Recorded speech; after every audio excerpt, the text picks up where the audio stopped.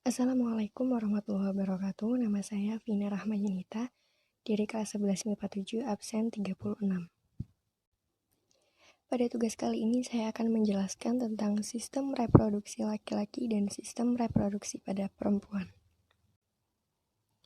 Alat reproduksi pria yang pertama adalah testis, berfungsi sebagai tempat pembentukan sperma atau spermatogenesis. Yang kedua adalah skrotum, adalah kantong kulit yang melindungi testis dan berfungsi sebagai tempat bergantungnya testis. Skrotum berwarna gelap dan berlipat-lipat. Yang ketiga adalah vas deferens, berfungsi sebagai tempat penyimpanan sperma sebelum dikeluarkan melalui penis. Saluran ini bermuara dari epididymis. Yang keempat adalah epididymis, saluran-saluran yang lebih kecil dari vas deferens, berfungsi sebagai tempat pematangan sperma. Yang kelima, vesika seminalis. Alat ini berfungsi sebagai penampung spermatozoa dari testis. Kemudian yang keenam adalah kelenjar prostat, sebagai penghasil cairan basah untuk melindungi sperma dari gangguan luar. Yang ketujuh, uretra. Uretra menerapkan saluran sperma dan urin. Uretra berfungsi membawa sperma dan urin keluar dari tubuh. Kemudian yang terakhir adalah penis. Fungsinya sebagai alat senggama, saluran pengeluaran sperma, dan urin. Kemudian alat reproduksi wanita yang pertama adalah vulva, merupakan daerah yang menyelubungi vagina. Vulva terdiri atas mons pubis, labia klitoris, daerah ujung luar vagina, dan saluran kemih. Kemudian yang kedua adalah vagina. Saluran yang elastis, panjangnya sekitar 8-10 cm dan berakhir pada rahim. Vagina dilalui darah pada saat menstruasi dan merupakan jalan lahir.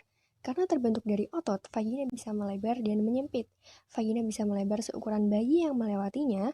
Pada bagian ujung yang terbuka, vagina ditutupi oleh sebuah selaput tipis yang dikenal dengan istilah selaput darah. Bentuknya bisa berbeda-beda setiap wanita. Selaput ini akan robek pada saat bersenggama, kecelakaan, masturbasi yang terlalu dalam, olahraga, dan lain sebagainya. Kemudian yang ketiga adalah serviks, disebut juga dengan mulut rahim. Serviks ada pada bagian terdepan dari rahim dan menonjol ke dalam vagina, sehingga berhubungan dengan vagina. Kemudian yang keempat adalah rahim. Rahim disebut juga dengan uterus. Alat ini memiliki peranan yang besar dalam reproduksi wanita. Rahim berperan besar saat menstruasi hingga melahirkan. Rahim terdiri atas 3 lapisan, yaitu yang pertama lapisan parametrium, yang kedua lapisan myometrium, dan yang ketiga lapisan endometrium. Kemudian ovarium, menghasilkan ovum. Ovarium disebut juga dengan indung telur. Letak ovarium di sebelah kiri dan kanan rongga perut bagian bawah. Ovarium berhasil memproduksi sel telur jika wanita telah dewasa dan mengalami siklus menstruasi.